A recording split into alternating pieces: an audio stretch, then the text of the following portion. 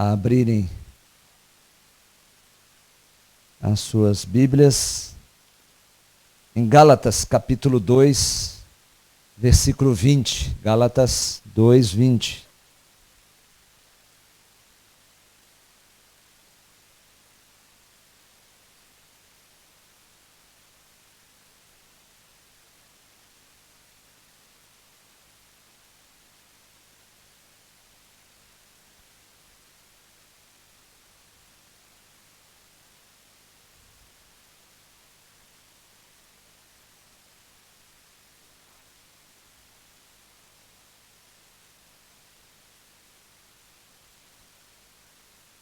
Diz assim a palavra do Senhor, Gálatas capítulo 2, versículo 20.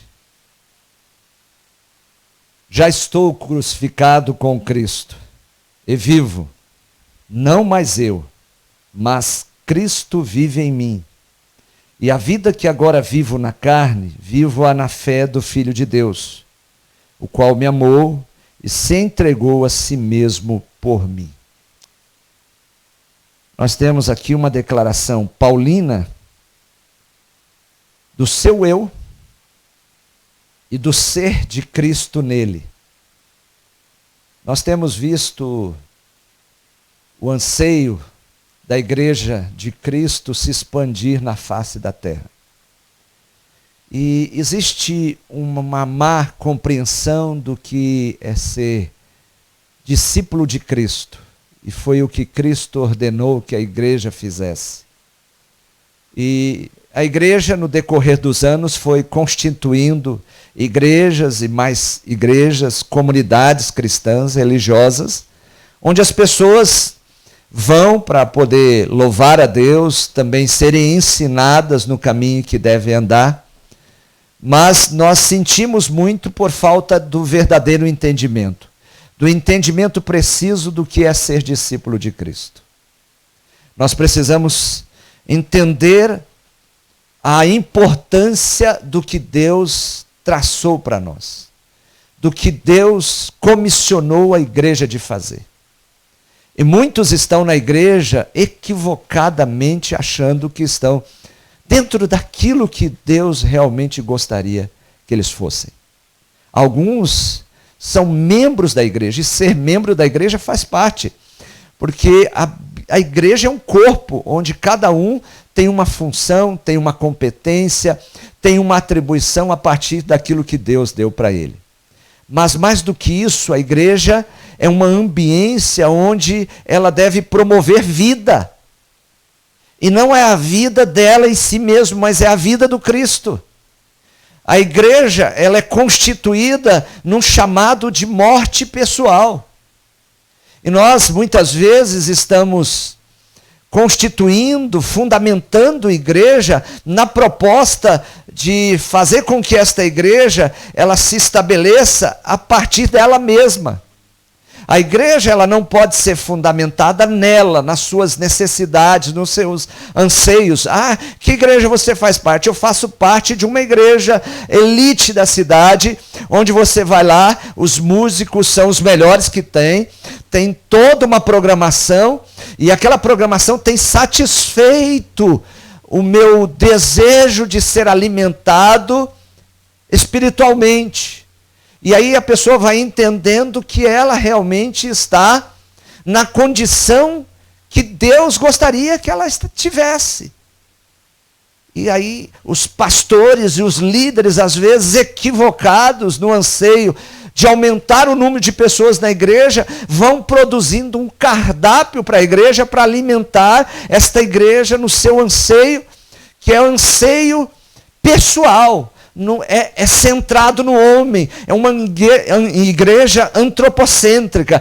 Então nós vamos constituir uma igreja onde ela tenha toda uma estrutura que atenda à necessidade das pessoas, porque as pessoas se sentindo bem e confortáveis na igreja, elas vão ficar ali e nós teremos mais pessoas. E isso é normal, se trabalha na estrutura da igreja. A igreja precisa de sala para o ministério infantil. A igreja precisa de um bom som para comunicar o evangelho de Jesus. A igreja precisa de pessoas que se esmerem na função e no ministério que elas estão. Mas a igreja, ela não existe somente para si mesma, para atender as pessoas no seu sentido emocional, no seu sentido delas saírem dali revigoradas, animadas, estimuladas, com uma nova força para poder vencer a semana. Quando nós olhamos para o Evangelho de Jesus, nós vemos que Jesus teve que reler muita coisa do Antigo Testamento, porque os líderes, e eram religiosos, eram pessoas da fé, estavam tendo uma leitura equivocada. E nós vamos vendo Jesus apertar. E quando Jesus vem, ele estabelece uma comunidade dentro de um padrão, não que quebra a lei, não que quebra o propósito de Deus, mas que traz uma nova interpretação. Acerca do sábado, Jesus traz uma interpretação que ele era Senhor do sábado e que podia sim curar as pessoas, dando valor à vida mais do que o dia.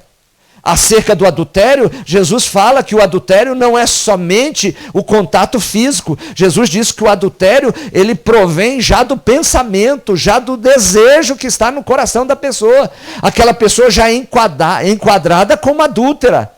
Então, nessa releitura e nesse novo entendimento acerca do que é a vontade de Deus, parece que as coisas vão ficando mais fáceis. E aí, como nós vivemos no tempo da graça, parece que não tem muitas implicações. Mas quando você vai para a palavra de Deus, que é a base da constituição da igreja, quando você vai sustentar a igreja na palavra e vai buscar nos escritos apostólicos, quando eu falo apostólico, porque a igreja é apostólica no sentido doutrinário, quem traz as doutrinas para a igreja são os apóstolos escrevendo as suas cartas e epístolas, nós vemos o que Deus vai estabelecendo para nós como normas de conduta, padrão ético do cristão em cada situação da vida.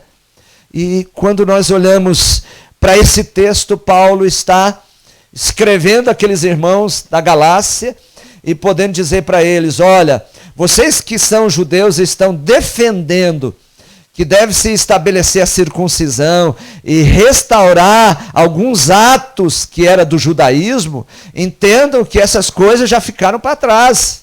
Eu tive uma experiência, eu que já conservei isso, eu que sou judeu puro sangue, eu já não vivo mais para mim. Até um tempo eu vivia para mim, mas eu estou crucificado com Cristo. A igreja é um lugar de pessoas crucificadas. A igreja não é um lugar onde as pessoas falam, eu estou feliz naquela igreja, eu estou bem naquela igreja, estou me sentindo legal naquela igreja. Não. A igreja é um lugar onde as pessoas vêm pegar a sua cruz e diariamente crucificarem o seu eu. Nós precisamos alicerçar a igreja, estabelecer a igreja dentro de alguns pilares, que esta igreja, ao olhar para ela, nós vejamos pessoas que se parecem com Cristo. E muitas pessoas se perguntam para ela, você é evangélico? Eu sou evangélico. E aí você congrega onde? Ela dá o nome da igreja, e às vezes ela se orgulha até pela igreja que ela congrega, mas o negócio não é esse. O negócio é nós entendermos o que o Evangelho exige de nós, o que o Evangelho ele proclamou, quais são essas boas notícias proclamadas por Jesus. Saulo entendeu isso e Deus o constituiu como missionário, o maior pregador do Evangelho. Ele que perseguia aqueles que eram do caminho, ele que perseguia aqueles que propagavam uma vida em Cristo. Ele disse em Gálatas, já estou crucificado com Cristo, e vivo não mais eu, não é eu que vivo, mas Cristo vive em mim. É quando Cristo é prevalecente na sua vida todos os dias, é quando a sua mente, ela passa a ser uma mente influenciada, ela passa a ser uma mente alimentada pelo padrão de Cristo, e as pessoas, elas olham para você e veem naturalmente que você é um cristão. Por quê? Porque a sua forma de pensar, a sua conduta, o seu comportamento, o seu pensamento está alinhado com Cristo, esse Cristo que nos chama para a cruz, esse Cristo que nos chama diariamente para morrer e crucificar a nossa tendência de termos sentimentos pecaminosos, pensamentos pecaminosos, e irmos numa direção que não é a direção da cruz. Foi o que Pedro no caminho disse para Cristo. Olha, Jesus disse, eu vou para Jerusalém, vou ser preso, vou ser crucificado, vou morrer, e ao terceiro dia vou ressuscitar. E Pedro, ele já estava estabelecendo a igreja dele. Não, Cristo, olha, não vai para a cruz não, tem compaixão de ti. E muitos estão constituindo uma igreja que tira a cruz das pessoas. E é muito fácil você ser um seguidor de Jesus sem a cruz. Tudo bem. Você não quer ser discípulo? Tudo bem, uma escolha sua. Quantos seguiram a Jesus e não são classificados na Bíblia como discípulo? Faz parte da multidão.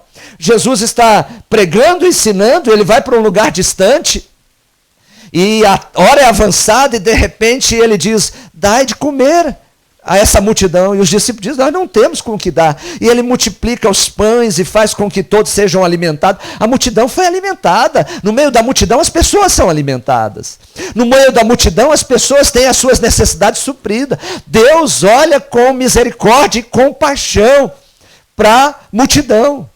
A multidão viu o milagre. No meio da multidão, pessoas, eles contemplaram o poder, a maravilha, a graça de Deus. Mas nós não fomos chamados para fazer parte da multidão.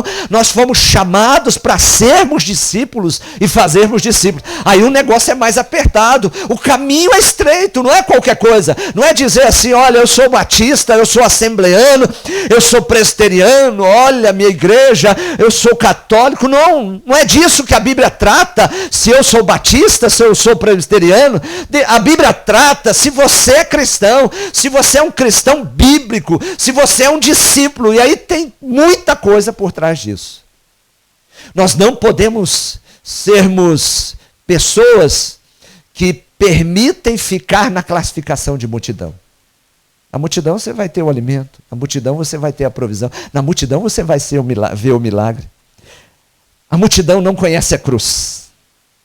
Multidão, Deus abençoa, Deus se compadece, Deus cura. Deus fez isso com pessoas da multidão. Pessoas que tiveram a cura e nunca mais se ouviu falar da história delas. Agora, dos discípulos você vê a continuidade. Você vê eles dando a vida. Você ouve falar de Paulo? Por que você ouve falar de Paulo? Foi alguém que pôde chegar no momento da vida dele e dizer assim, vivo não mais eu, mas Cristo vive em mim. Meus irmãos, que esse seja o anseio maior da nossa alma. Chegarmos numa dimensão que a gente olhe e o nosso eu esteja crucificado e viva não mais nós, mas Cristo viva em nós. Além da multidão, nós podemos dizer que existe um outro tipo de pessoa que busca Jesus. É o seguidor ocasional. Ele rejeita a cruz. A multidão, ela não conhece a cruz. O seguidor ocasional, ele vai até um tempo, mas quando ele vê que ele precisa carregar uma cruz, ele recua. Deus ama, Deus ensina ele, até desafia ele, mas ele não negocia com ele, porque Deus não abre mão da cruz. Deus deu uma cruz para o seu filho, e Deus tem uma cruz para todos nós. Não é a mesma cruz que Jesus foi. Mas é uma cruz que nós possamos crucificar o nosso eu todos os dias, todo o nosso ego, isso que muitas vezes luta contra o domínio de Cristo, a entronização da vontade de Deus. Deus tem algo por meio de Jesus para nós, tanto é que na oração modelo Jesus diz, Pai nosso que estás no céu, santificado seja o teu nome, venha a nós o vosso reino, venha a nós o vosso reino. É o domínio de Cristo, é o controle de Cristo, é a direção de Cristo. E como nós vivemos num sistema presidencial, democrático, muitas vezes nós achamos que o reino de Deus é dessa maneira. No reino de Deus não é essa maneira, é Deus sentando no trono da nossa vida e nos governando, nos dirigindo. Isso não é simples, isso implica em sacrifício, porque nós temos um conspirador contra o governo de Deus, que é o nosso eu. Ele sempre quer estar no centro. Ele sempre quer estar governando, prevalecendo, dominando. O nosso maior desafio não é com o diabo, não é com os demônios, é com o nosso eu, que muitas vezes é prevalecente sobre o Espírito. E às vezes, em vez de sermos discípulos de Cristo e termos o nosso eu crucificado e deixarmos Cristo viver em nós, nós somos como seguidores ocasionais. E aí entra aquela ideia, Jesus disse, olha, seja feita, venha o teu reino, seja feita a tua vontade. Não é fácil renunciarmos à nossa vontade para que a vontade de Deus prevaleça. E aí nessa manhã eu quero falar com os amados irmãos sobre algumas evidências que nos modelam como discípulos de Cristo. Lucas 14, 26. Lucas 14, 26 diz o seguinte.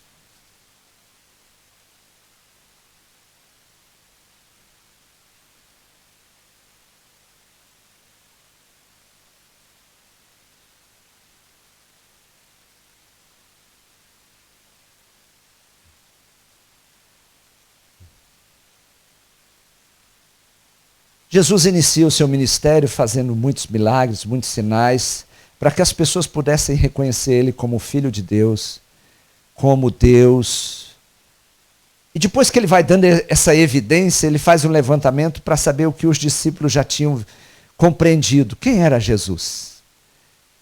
Pedro diz, tu és o Cristo. Uma coisa é que nós precisamos saber nesse caminho, nessa caminhada discipular, quem é Deus, quem é Cristo, o que Ele veio fazer.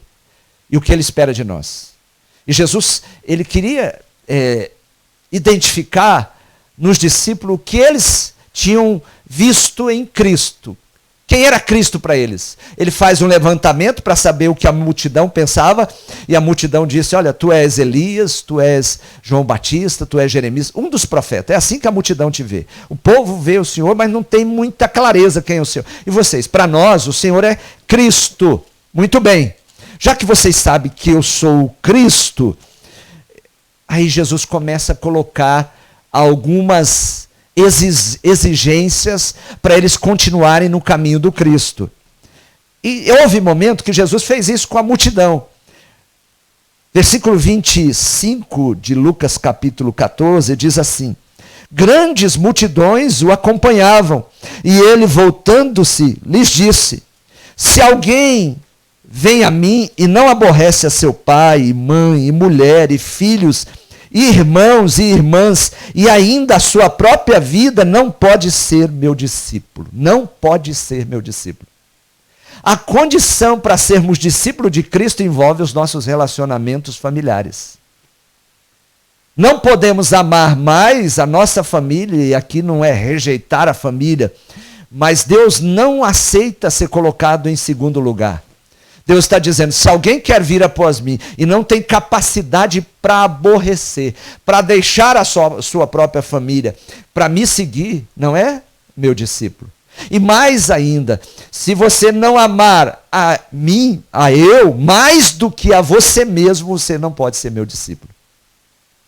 E aí nós vamos, e aí quem está dizendo isso é Cristo, não é a igreja que está impondo isso, não é um pastor. Então, você sempre tem que estar interessado na sua medida de amor por Deus.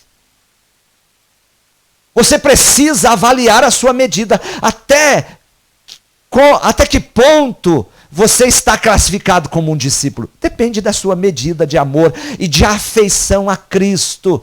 Até que ponto você está enamorado por Cristo, você está apaixonado por Cristo, você está amando a Cristo de maneira que você fala assim, eu amo os meus, mas eu amo numa certa medida, mas ninguém eu amo mais do que o meu Senhor. Eu amo a mim mesmo, mas eu não amo a mim mesmo mais do que o meu Senhor. Isso exige abnegação. Renúncia, colocar as coisas no devido lugar. Mas você pode estar satisfeito em ser classificado como a multidão. Você pode estar satisfeito em ser classificado como seguidor ocasional. Ah, não, eu vou seguir a Jesus. Mas na hora que apertar e que eu tiver que poder tomar algumas decisões e mostrar o quanto eu amo Jesus, aí a cruz não serve para mim. Jesus, ele vai estabelecendo critérios para quem quer ser discípulo de Jesus. E fica bem claro na comissão: ide, fazei discípulos, não façam seguidores ocasionais, não façam multidão. E nós vemos as pessoas trabalhando por causa das multidões. E a nossa proposta qual é? Fazer discípulos. E a nossa proposta é fazer discípulo sendo discípulo. Só discípulo pode fazer discípulo, gerar discípulo. Esse é o lema da nossa igreja, gerando discípulos multiplicadores. Estamos como discípulos em formação, para podermos a cada dia, sendo formados por Deus, e poder crucificar o nosso eu, gerar discípulos. E quem é o discípulo? É aquele que aprende com o mestre, e a cada dia que ele vai aprendendo com o mestre, ele vai se parecendo mais com o mestre. Aí nós temos a primeira condição, que nós devemos amar mais a Cristo do que qualquer outro que se coloque como rival. A família não pode ser rival de Cristo. Ah, não. Eu amo mais a minha família. Eu amo mais a minha esposa. Eu amo mais o meu esposo. Eu amo mais os meus filhos. Quantas pessoas às vezes usam como desculpa a família para poder não se engajar na obra de Deus. Olha o texto que está dizendo. Quantas pessoas usam a família para poder se engajar na obra de Deus? Eu amo a minha família. Eu quero servir e tenho o dever de servir a minha família. Mas no último momento não será eu e a minha família, será eu e Deus. E ali diante de Deus, eu vou ser declarado justo e aprovado ou desaprovado. Tem muitas pessoas que naquele dia vão ser classificadas, como diz a palavra do Senhor. Terão dois na mesma cama, um será levado e o outro será deixado. Dentro da mesma família, vai existir pessoas que amaram mais a Cristo do que a própria relação entre marido e mulher. Porque a relação pode se tornar um rival. No reino das afeições do discípulo, Deus não permite rivalidade, nem com os nossos familiares, nem com nós mesmos. A outra evidência de sermos discípulos está em João 8:31. Caminhemos para ser discípulos. Entendamos que a igreja do Senhor Jesus é uma igreja composta de discípulos. Não podemos aceitar uma condição de seguidores ocasionais ou de multidão. Fomos gerados para sermos discípulos, estamos sendo formados e seremos em toda a nossa vida. Mas também precisamos entender que discípulos multiplicam discípulos. João 8, versículo 31 e 32. Disse, pois, Jesus aos judeus que haviam crido nele: se vós permanecerdes na minha palavra, sois verdadeiramente meus discípulos, e conhecereis a verdade, e a verdade vos libertará. Primeira evidência é que nós não colocamos rivais. A família não é rival. Nós mesmos não somos rivais. Nós colocamos cada um no seu devido lugar. Amamos a Cristo acima de tudo. E em João, capítulo 8, 31 e 32, somos chamados a viver uma vida debaixo da palavra, dentro da verdade. E a verdade, ela nos confronta. A verdade é que muitas vezes nós somos classificados como seguidores ocasionais. A verdade é que muitas vezes é nós que estamos no controle da nossa vida. A verdade é que a nossa vontade, ela que está determinando quem nós somos e o que nós fazemos da nossa vida. Quando é isso que prevalece, você não está debaixo da verdade de Deus, da palavra de Deus. Portanto, Jesus diz, conhecereis a verdade vos libertará.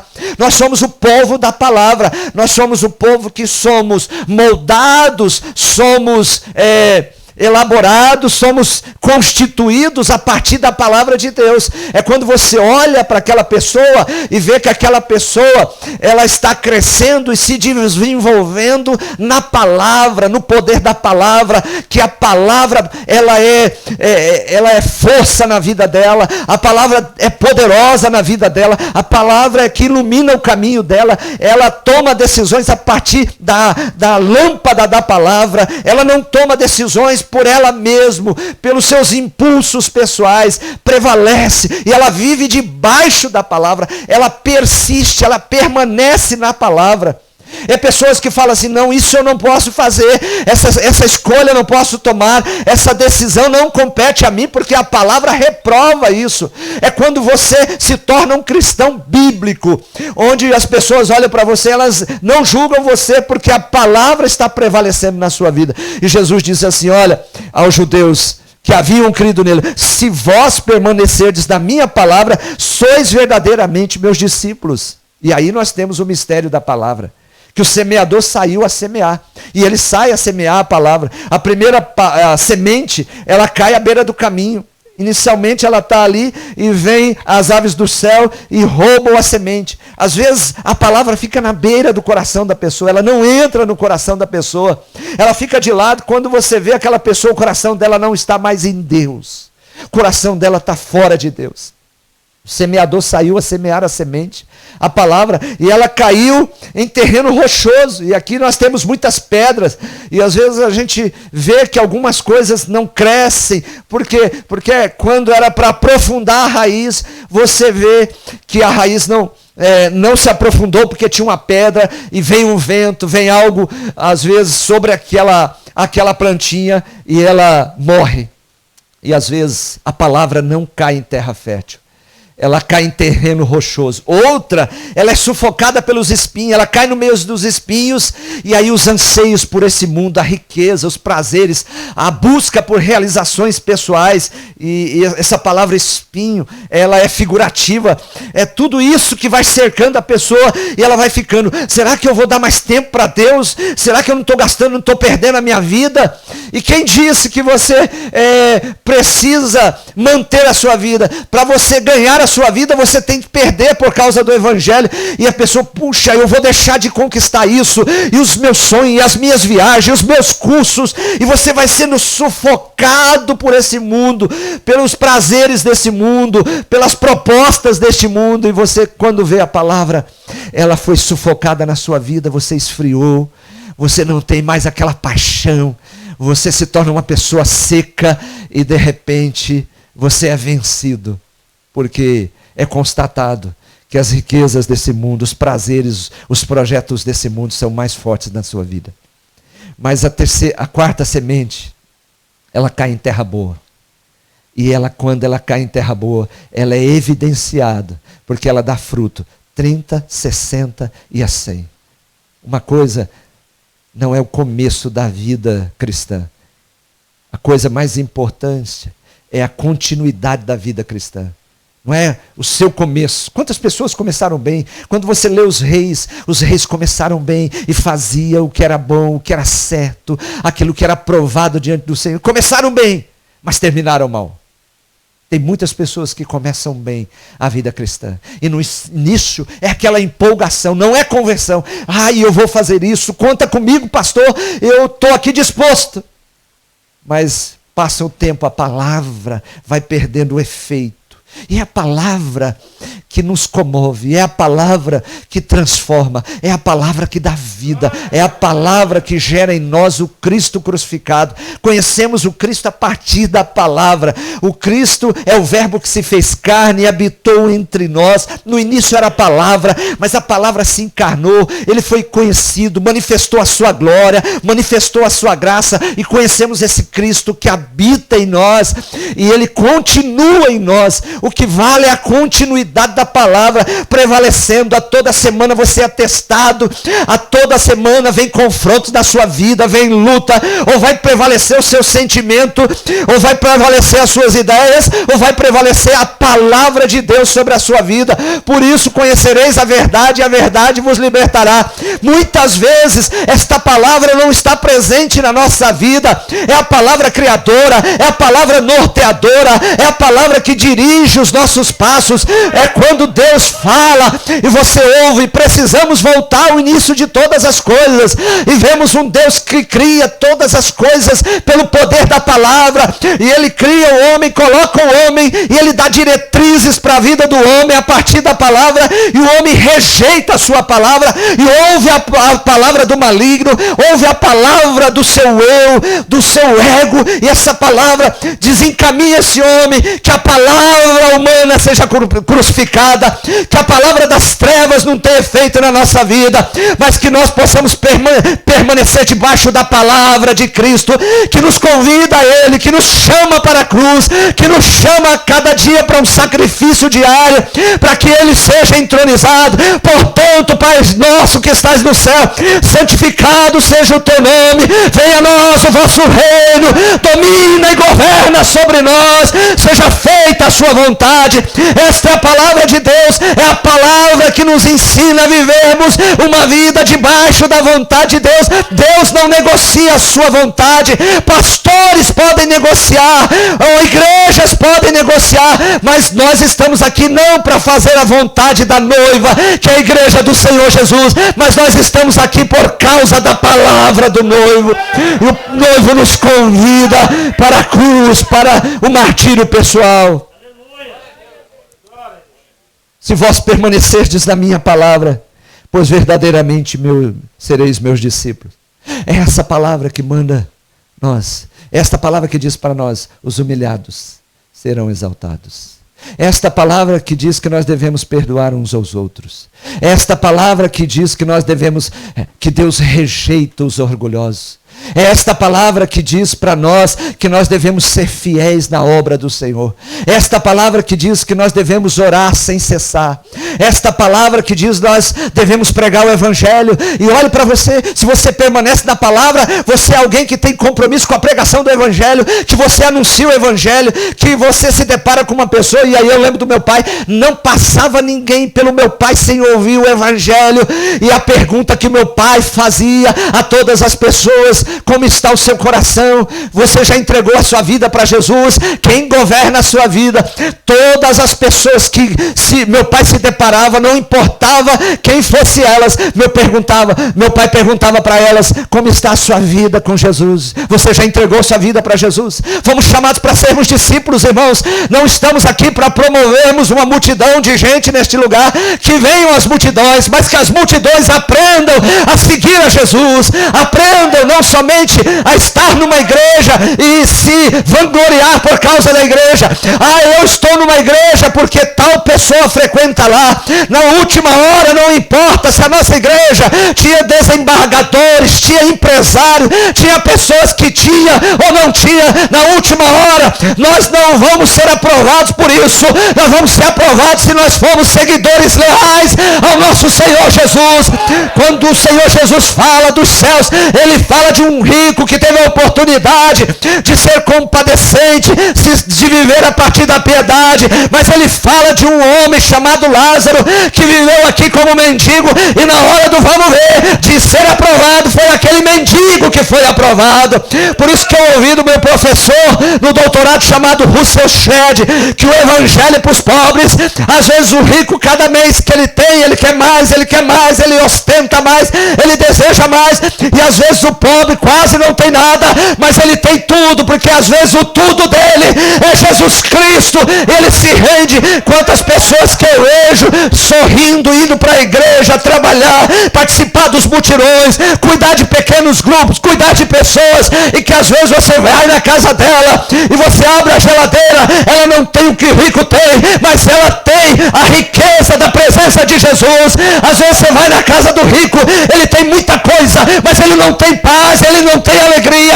E quem está no padrão de discípulo de Jesus, ele tem a paz que o reino dá. Ele sabe que quem governa a sua vida, ele sabe quem que provê o dia de amanhã é o Senhor Jesus. Sejamos discípulos de Cristo. Deus nos convida para uma igreja de discípulo e uma igreja que mostra que a sua afeição maior não é pelos seus que estão à sua volta. Isso existe, mas a primeira pessoa é Jesus Cristo. Aí de você que quiser que alguém da sua família ame mais a você do que o próprio Cristo, você se tornou um rival de Cristo. Eu amo a minha esposa e eu quero que ela me ame, mas jamais eu quero que ela me ame mais do que Cristo. Eu sei que Deus tem um chamado para minha esposa, e eu tenho que entender esse chamado que Deus tem para minha esposa, e eu tenho que fortalecer esse chamado, para eu não me tornar rival de Cristo. Às vezes Deus tem um chamado para o seu filho. Às vezes Deus tem alguém que Ele te colocou lá dentro da sua casa, e Ele quer que desenvolver esse chamado na vida do seu filho. E às vezes você coloca obstáculo. Ah, você está dando muito tempo para a igreja. Ah, você não... E quantas pessoas fizeram isso?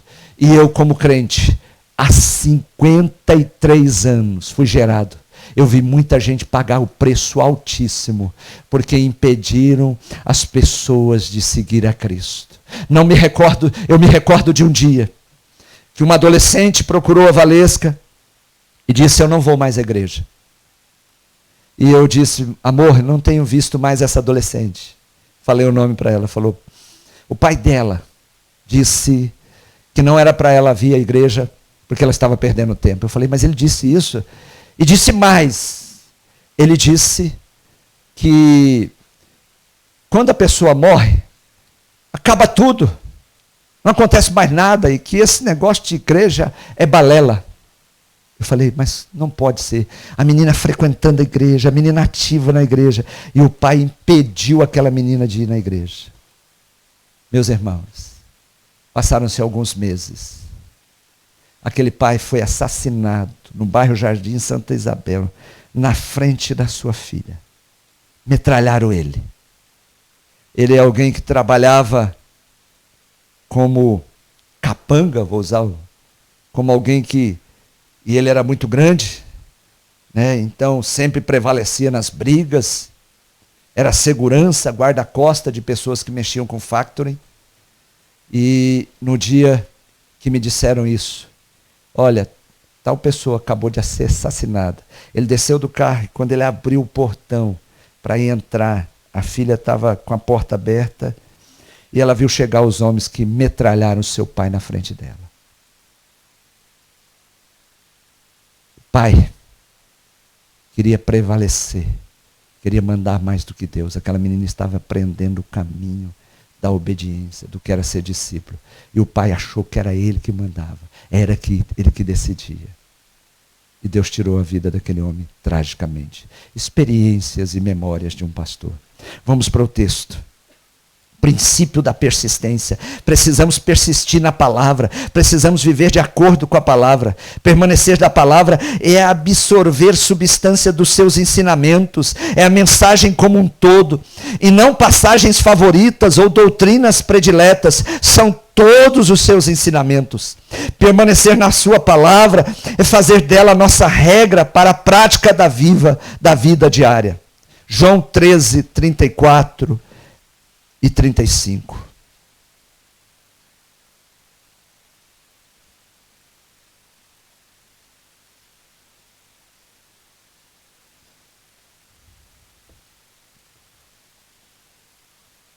Perguntou-lhe Simão Pedro: Senhor, para onde vais? Respondeu Jesus: para onde eu vou, não me podes seguir agora. Mais tarde, porém, me seguirás. Replicou Pedro: Senhor, por que não posso seguir-te agora? Por ti darei a própria vida. Respondeu Jesus: darás a vida por mim. Em verdade te digo, que jamais cantará o galo antes que me negue 3 vezes. Em João 13, 34, nós temos aqui esse registro de que a necessidade de darmos a vida, entregarmos a vida, ela salta nessa proposta de sermos discípulos de Cristo. E a gente olha para Jesus e ele vai estabelecendo isso, e os seus discípulos vão assimilando isso. E lá na frente, Pedro realmente ele nega Jesus, mas na sua trajetória todinha de apóstolo e de discípulo de Jesus, você vê ele enfrentando as autoridades religiosas da época, ele sendo preso, e ao final, quando ele vai ser crucificado, como o Senhor Jesus foi crucificado, ele diz assim: não me crucifique como o Senhor foi crucificado, porque eu não sou digno de ser crucificado como o meu Senhor foi. E ele morre crucificado de cabeça para baixo. Ele deu a vida pelo Evangelho, ele negou a Jesus, teve momento que ele não suportou a pressão realmente, mas quando nós olhamos para a história desse discípulo, a história dele é uma história de alguém que passou prisões, que foi açoitado, que passou lutas e tribulações, mas sua vida foi entregue pela causa. Doe a sua vida pela causa. Você tem as suas atribuições diárias, faça as suas atribuições, mas não esqueça que lá no seu posto avançado de trabalho, você é um missionário de Cristo, porque quando você não faz a sua parte, outros estão fazendo a parte deles, e esse mundo está cada dia corrompido, porque nós não temos pregado o verdadeiro Evangelho através da nossa vida, e as pessoas têm que ver que nós vivemos não para nós, para o nosso ego. E qual é a diferença do crente hoje para a pessoa aí fora? Quase nenhuma, porque o crente é ambicioso. Nós vemos quantas pessoas aí fora que são orgulhosas, gente rancorosa dentro da igreja. Agora, quando nós damos a nossa vida para Jesus, as pessoas notam diferença em nós, e ela diz assim: você não é só uma pessoa que é usada por Deus, você é um homem de Deus, você é uma pessoa de Cristo, você não é só uma pessoa que fala de Cristo. O mundo precisa ainda ver Cristo em nós, e não é um Cristo de glória, não é um Cristo que tão somente é revelado pelo carro que nós temos, pelas bênçãos materiais, mas é um Cristo que é revelado através de nós, onde eles veem em nós o Cristo crucificado, e nós sendo crucificados por causa de Cristo. É este Evangelho que nós precisamos entender, que nós temos que viver.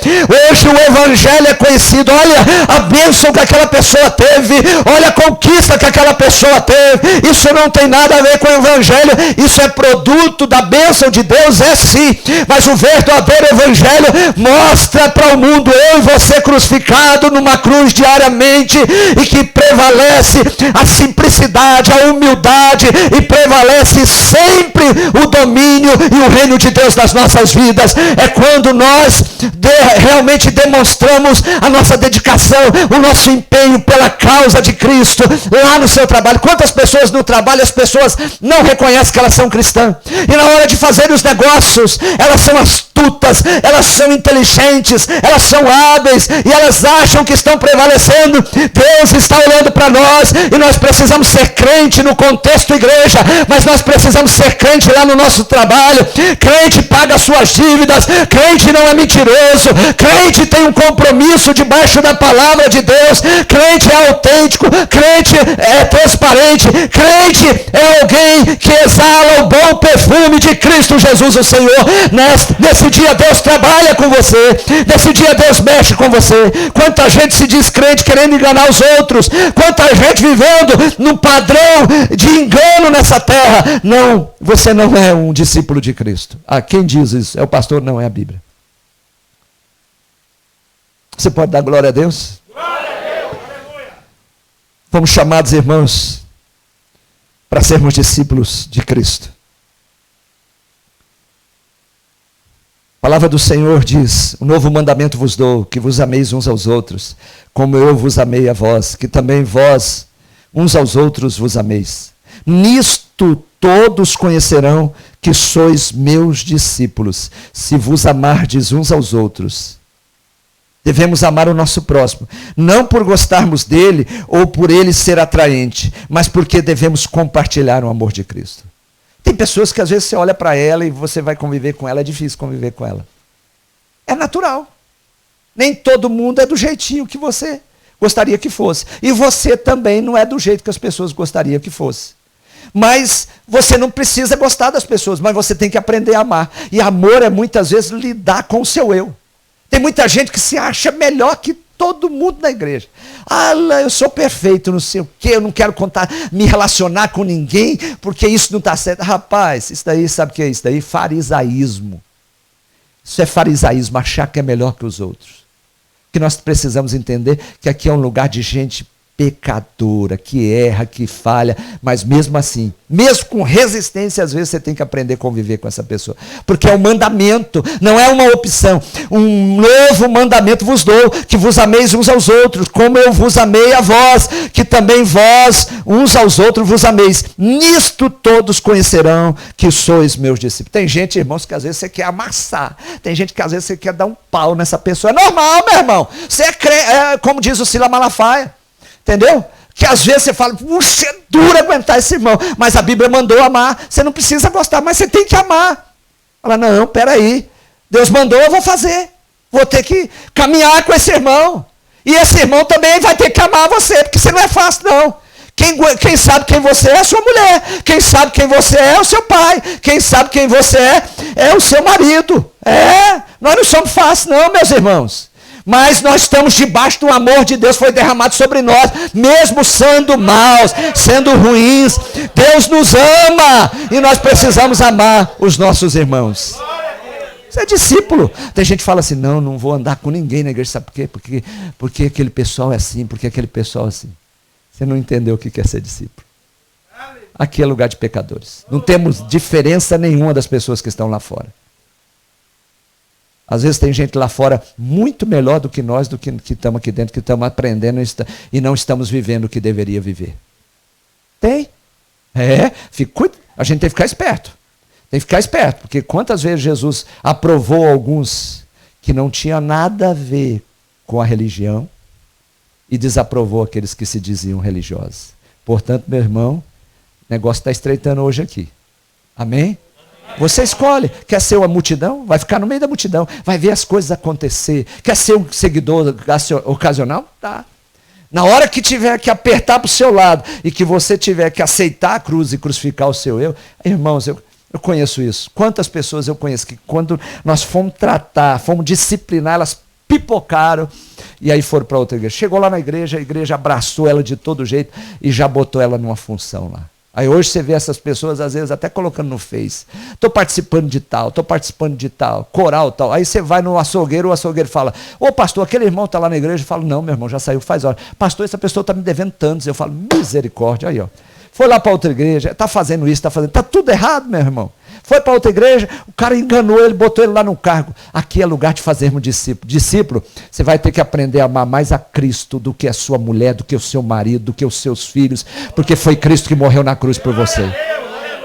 Discípulo, a sua afeição tem que ser maior por Cristo.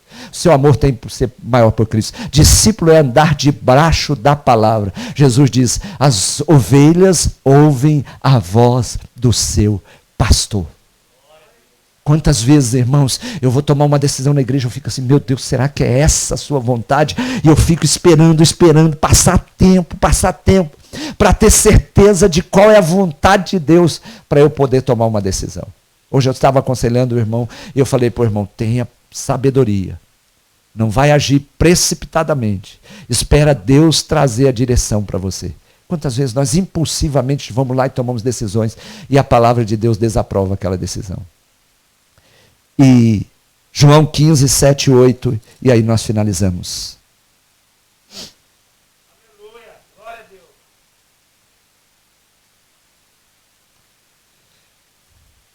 Vimos o princípio do amor a Cristo, o princípio da persistência na palavra, o princípio de dar a vida por Cristo. O discípulo vive também dentro do princípio do fruto. João 15, 7, 8. Se permanecerdes em mim e as minhas palavras permanecerem em vós, pedireis o que quiserdes e vos será feito. Olha aqui uma chave, hein? Quando você está vivendo dentro da palavra, mano, naturalmente vai acontecer nos negócios, irmãos. Sobrenatural. Deus vai fazendo as bênçãos, Deus vai fazendo coisas que você deseja cair diante de você. E aí, ó, se permanecerdes em mim e as minhas palavras permanecerem em vós, pedireis o que quiserdes e vos será feito. Princípio para a oração. Permanência na palavra, permanência em Cristo e a oração é respondida. Quantas pessoas pedem, mas não estão permanecendo em Cristo e na palavra? Aí não, nada acontece. Versículo 8. Nisto é glorificado meu Pai, em que deis muito fruto, e assim vos tornareis meus discípulos. Olha aqui, ó. Não existe discípulo sem fruto. Preste bem atenção no texto. Nisto é glorificado meu Pai, em que deis muito fruto. E assim, a condição é a seguinte: para que vocês se tornem meus discípulos, vocês precisam dar muito frutos. Meus irmãos, tem muitas pessoas congregando em muitas igrejas. Louvado seja Deus por elas. São multidão. Tem muitas pessoas congregando em muitas igrejas. São seguidores ocasionais. Tem poucas pessoas congregando nas igrejas que são discípulos de Jesus. O que você quer ser? Comecei hoje a primeira leitura falando de uma saudação inicial do apóstolo Paulo, quando eu estava fazendo o momento do ofertório. Romanos 16, 10. Paulo disse assim: saudai Apeles, aprovado em Cristo. Saudai Apeles, aprovado em Cristo. Que o nosso desejo maior seja que quando chegar a nossa hora, nós não partamos desse mundo cheio de coisas que nós vamos ter que deixar. Quantas pessoas, quando partirem desse mundo, vão falar assim: puxa, eu vou deixar uma casa muito grande, bonita para os meus filhos. Quando eu partir desse mundo, eu vou deixar muitos bens para os meus filhos. Não. Que quando partir desse mundo, e as pessoas indo te visitar, no seu momento de despedida final, as pessoas poderem olhar para você e dizer assim: aí está um corpo onde viveu uma pessoa aprovada por Cristo.